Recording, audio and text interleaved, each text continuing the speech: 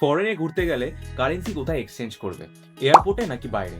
চলো জেনে নিই। এয়ারপোর্টে যদি তোমরা কারেন্সি এক্সচেঞ্জ করো তাহলে কিন্তু এখানে রেটটা অনেকটা বেশি থাকে। মানে তুমি যেই অ্যামাউন্টের টাকাটা দেবে কিন্তু সেই অ্যামাউন্টে তোমরা ফরেন কারেন্সি পাবে না, কারণ রেটটা বেশি থাকে বলে।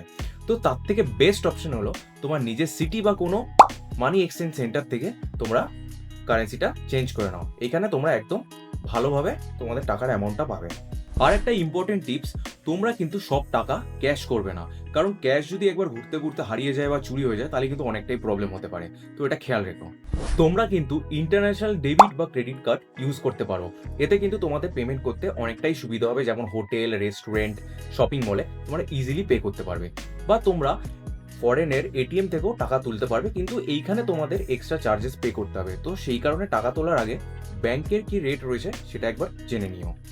তোমরা কিন্তু অলওয়েজ ছোট অ্যামাউন্টের ক্যাশ ক্যারি করবে যখন তোমরা ঘুরবে, for local market, shop, food, restaurant এই সমস্ত জন্য, ঠিক আছে?